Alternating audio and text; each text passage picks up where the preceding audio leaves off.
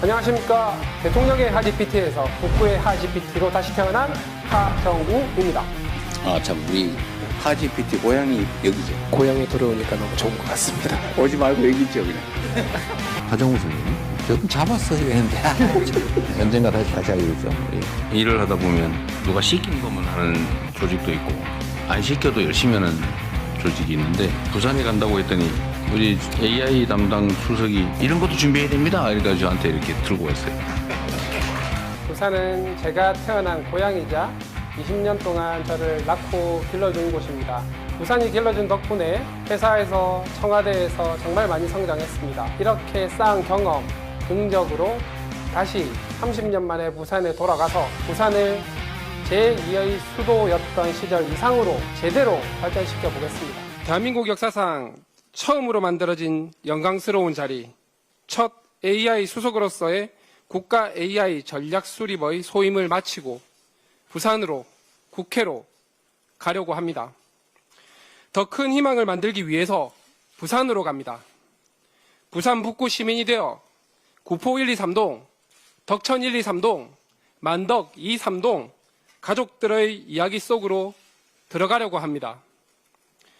그동안 경제는 점점 어려워졌고 젊은 사람들은 하나둘씩 떠났다고 합니다.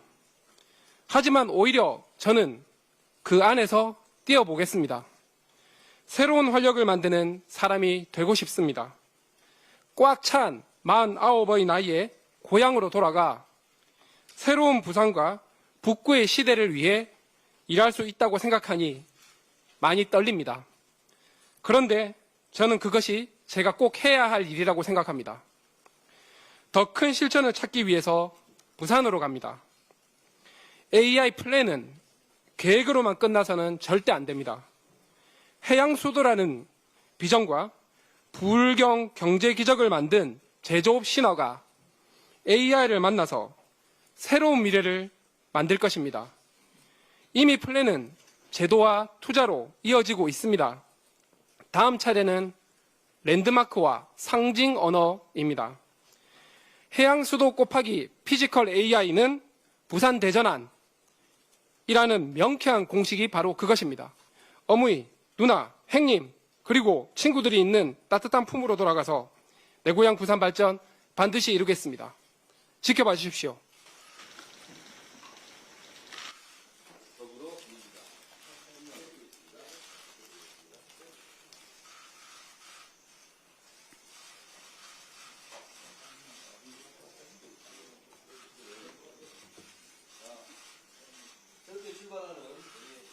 하정우, 예비, 정치, 수습 잘 성장했어요.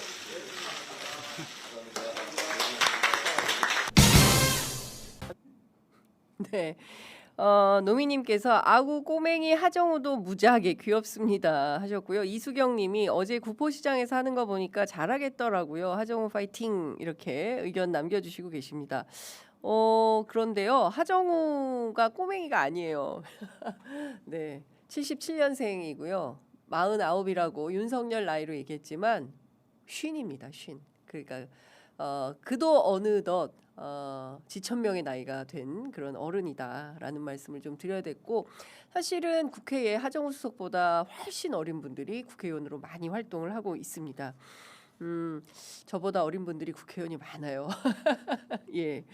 자, 지금 보신 대로 하정우 전 수석이 더불어민주당 인재 영입 2호로 어제 입당식을 치렀습니다. 아마도 하정우 수석 인생에서 가장 기억에 남는 날 중에 하나가 되지 않을까라는 생각이 드는데요. 올해 49 꽉 찬 나이로 내 고향 부산으로 간다라고 했을 때 여러분 어떠셨어요? 수도권이나 서울에서 평생 나고 자란 이들에게는 고향이라는 말을 들을 때 저 어떤 의미지? 그러나 뭐 어떤 의미인지는 감은 잘 없는데 뭐 부산, 뭐 마산, 울산, 광주, 목포, 해남 막 이런 얘기 나올 때 야, 이 고향이 있는 사람들한테 이런 내 고향 부산으로 갑니다. 이럴 때 약간 콧날이 시큰해지는 그런 느낌. 뭔지 뭔지 알겠죠? 제가 말씀드리는 뭐 그런 게 있는 것 같습니다. 남들 다 서울로 올라오려고 하는데 나는 내 고향 부산으로 간다라고 하는 느낌. 잘 크고 성장해서 보따리 꽉꽉 채워가지고 고향에 가서 행님 누나 그리고 어머니 계신 곳에 가서 그 보따리 풀겠다 이제 이런 걸로 느껴지죠. 그동안 부산 그러면 노인과 바다 다 떠나고 청년들 하나도 없고 그런 굉장히 쓸쓸한 뭐 예전에는 제2의 도시 부산 뭐 이렇게 했지만 지금은 전혀 그런 도시가 아니다. 그래서 다시 한번 해양 도시로서의 발돋움하기 위해서 해양수산부 장관 전재수와 지금 뭐 부산시장 도전하고 있죠. 함께 호흡을 맞춰서 함께 해보겠다라는 것으로 들립니다. 저는 그동안 청와대 출입기자로서 하정우 수석 취재하면서 저 사람 정치하겠구나라는 느낌은 있었지만 어제 입당식에서 절절하게 발언하는 걸 들으면서 저렇게까지 간절히 정치를 원하고 있었는지는 어제 처음 알았습니다. 하수석 어제 입당식 직후에 부산으로 내려가서 구포시장에 갔어요. 그 부산 북갑에 있는 아주 큰 시장이죠. 저도 여러 차례 그 선거 보도 할 때마다 르뽀 쓰러 갔던 데가 바로 이 구포시장이기도 합니다. 뭐 여러분 뭐 자갈치 시장, 구포시장 뭐 많잖아요. 대구의 서문시장처럼 선거 때면 기자들이 꼭 가서 민심 취재하는 지역이죠. 이번에도 아마 저희들이 구포시장 민심 투어 하게 되지 않을까 싶은데 그 일정에서 이재명 대통령이 출마하라고 지시했다면 그것은 대통령의 불법 선거 개입이다 이렇게 주장했던 한동훈 전 대표를 만난 거예요. 하수석 만나서 어떻게 했는지 그 장면 함께 한번 보시겠습니다. 앞서 영상인데요. 저희도 함께 보겠습니다.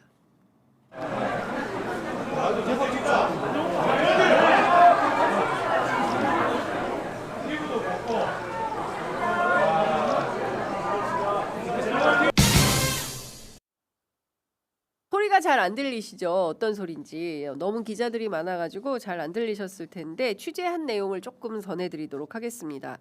하정우 수석이 한동훈 전 대표한테 한동훈 대표 확 끌어하는 거 여러분 그 영상 혹시 보셨습니까? 저 장면에는 안 나와 있는데 하정우 수석 보면 너무 반가워하면서 얼굴이 그야말로 그 표정이 확 밝아지면서 하정우 수석을 더러 끌어안는 모습도 매우 인상적이었는데요. 하 수석이 한 전 대표한테 건강하셔야 합니다. 파이팅입니다라고 인사를 했고 그러자 한동훈 전 대표는 하 전 수석의 손을 맞잡으면서 우리 생산적으로 한번 해봅시다. 생산적으로. 그러니까 후진적 정치 행태 말고 생산적으로 좀 해봅시다. 이런 얘기를 했어요. 그러니까 건설적으로 생산적으로 건설적으로 뭐 좋은 말 다 나왔어요. 좋습니다. 건강 챙기세요라고 한 전 대표가 어깨 툭툭 두드렸다고 하고요. 진짜 오랜만에 뵙는다라고 하니까 일이 많아서라면서 서로 웃으면서 답하고 각자 갈 길 돌아서서 갔다라는 것입니다. 대한민국 정치판 취재하면서 굉장히 오랜만에 훈훈한 모습 봤다라는 말씀 좀 들을 수 있을 것 같습니다. 첫날이어서 그럴 수 있을 것 같아요. 첫 인사니까요. 진흙탕 될 수도 있습니다. 그러나 저도 이제 국민의 한 사람으로서 또 취재하고 있는 현업 기자로서 정치권에 좀 드리고 싶은 당부 말씀은 국민들이 제일 싫어하는 게 대책 없이 싸우는 겁니다. 되지도 않는 막말 막 늘어놓고 가짜 뉴스 막 늘어놓고 뭐 그랬잖아 이렇게 프레임 짜서 비판하는 것에 그 낡은 정치 관행에 우리 국민들은 이미 염증이 나 있습니다. 그렇기 때문에 그게 하정우 수석이 되었든 그리고 한동훈 전 대표가 되었든 박민식 후보가 되었든 그밖에 누가 되었든 간에 건설적으로 그리고 생산적으로 정책으로 경쟁하시라라는 말씀을 좀 드리겠습니다. 어제 더불어민주당 인재 영입식에 하정우 수석만 한 것은 아닙니다. 전은수 전 청와대 대변인도 함께 인재 영입되었는데요. 전은수 전 대변인의 육성 함께 들어보시겠습니다. 이재명 대통령의 대변인, 국민의 삶을 대변하겠습니다. 반갑습니다. 전은수입니다. 저는 이재명 정부 청와대 대변인이라는 막중한 소임을 내려놓고 당의 부름을 받아 이 자리에 섰습니다. 국정소통의 최일선을 믿고 맡겨주신 대통령님과 늘 따뜻한 응원을 보내주신 국민 여러분께 깊은 감사의 인사를 올립니다.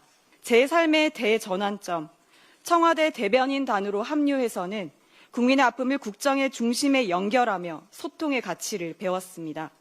이제 저는 브리핑룸의 마이크 뒤가 아니라 삶의 현장으로 들어가 국민의 숨결을 직접 듣고 더 가까운 곳에서 답을 찾고자 합니다. 청와대를 떠나는 발걸음이 결코 가볍지만은 않습니다. 민생의 현실이 결코 녹록지 않기 때문입니다.